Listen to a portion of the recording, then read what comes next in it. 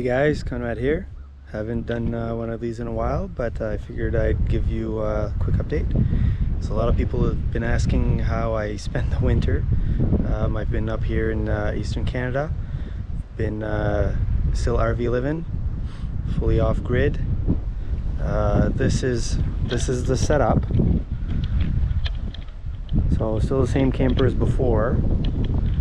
It's for winter you need a skirt, so we got the bottom blocked off to try to keep the wind out, and that's pretty much a must. As you can see, it's not really tight. You know, there's some decent sized gaps in here, but it still works. The reason for most of those gaps really is just because the skirt was built for this location we had last year, and the ground's just not exactly the same level as last time, so everything would have had to be readjusted, and we just didn't bother with that. So, but it worked. You'll notice this was a storage. It's missing a door. We got huge winds last week and the door got ripped off, so the door is just hanging out back there. This whole thing has to come out. That's why I'm doing this video anyway, because this whole thing has to come out, so I wanted to do that before I take it out. The skirt itself is fairly simple. It's just some 2x3 framing and some foam board. And last year, so that's all we had last year. It's just the wood and the foam. And one of the issues I had was the foam would catch in the wind and it would fly off. So even with it tape, it wasn't enough. So this year what I did is I added tarp around it just to keep the wind away from the foam. It worked really well. As far as heat in the camper, this was my main heating source. It's going through way too much propane for heating. I was doing between $400 and $600 a month about heating. This is a big camper. A smaller camper wouldn't be so bad. Wait for me today. I'll just go here. A smaller camper would be better for heating because you have less surface and there's ways to insulate it better. I just didn't bother. By the time I moved here, it was December, it was late.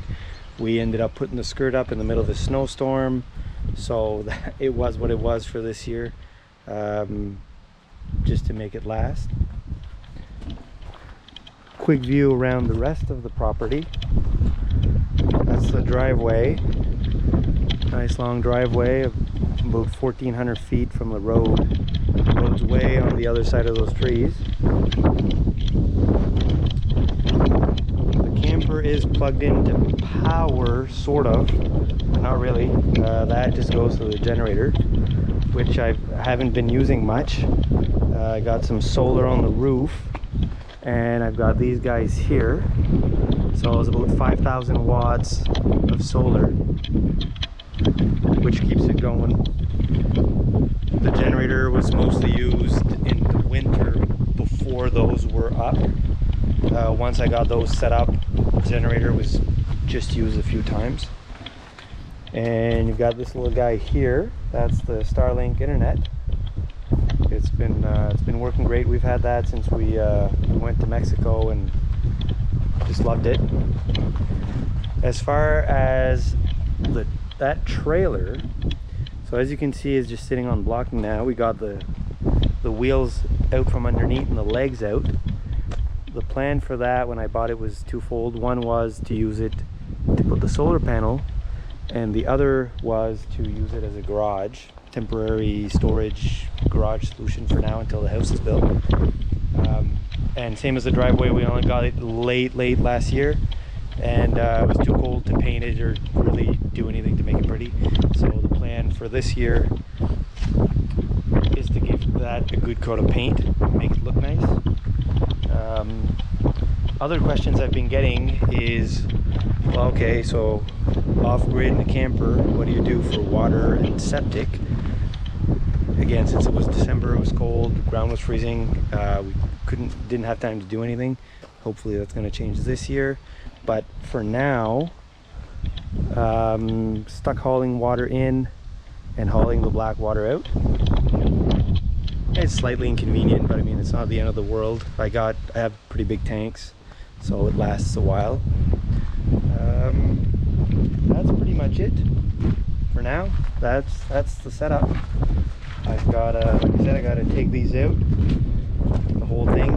Don't need that in the summer, and that way I can go out and pull a camper and go camping. Thanks for following. I'll see you guys on the next one.